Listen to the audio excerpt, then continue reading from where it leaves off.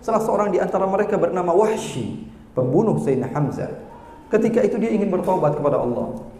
Kemudian dia ingin beriman kepada Allah, mendatangi Nabi. Lalu dia mengatakan, "Ya Rasulullah, saya ingin bersyahadat bahawa tiada Tuhan selain Allah dan Nabi Muhammad adalah utusan Allah." Kata Rasulullah SAW, "Ucapkan." Maka dia pun mengucapkan kalimat syahadat. Setelah itu Rasulullah berkata, "La'allaka Wahsyiyyun qatilu Hamzah." Kamu ini sepertinya Wahsy yang membunuh Hamzah. Dia mengatakan, "Iya ya Rasulullah." Kemudian dia mengatakan, "Afallahu amma salaf." Mudah-mudahan Allah mengampuni sesuatu yang sudah berlalu. Kata Rasulullah, imanmu diterima, Islammu diterima oleh Allah, tapi tolong ghayyib anni wajhak. Pergi kamu dari wajah saya, karena mata saya tidak mau memandang kepadamu. Saya teringat kepada paman saya setiap saya melihat kepadamu. Bayangkan diri kita ketika sudah kita menganggap diri kita dengan maulidnya kita, dengan salawatnya kita, dengan dakwahnya kita, dengan usahanya kita. Kita menganggap diri kita sudah dekat dengan Nabi. Nabi akan mengatakan, kamu fulan bin fulan. Sampai kepada Nabi, sampai kepada Rasul, sampai kepada Nabi Muhammad. Amaliyah yang kita lakukan semuanya laisa illa, tanpa terkecuali.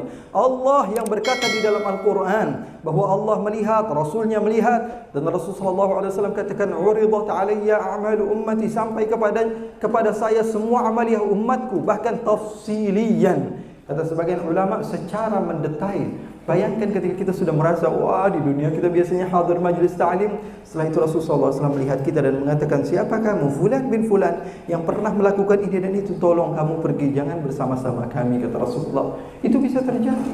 Wah, mana mungkin Rasulullah bisa melihatkan umatnya banyak. Ini live sekarang ini, live streaming yang saya buat sekarang, saya berada di Ciputat, bisa jadi orang Malaysia sekarang sedang menonton. Bisa terjadi. Tempat yang jauh Allah tunjukkan manusia lemah, sekarang Allah tunjukkan itu bisa terjadi.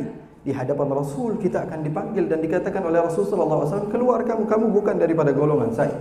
Bahkan di dalam athar dikatakan, ketika semua umat, kata Rasulullah, masuk, semuanya masuk. Rasulullah di mizan, Rasulullah di sirat. Rasulullah SAW mengatakan kepada Sayyidina Anas, "Kalau kamu tidak jumpa saya di mizan, saya di sirat. Kalau tidak berjumpa saya berada di tempat-tempat di situ umat sedang merasakan kesulitan."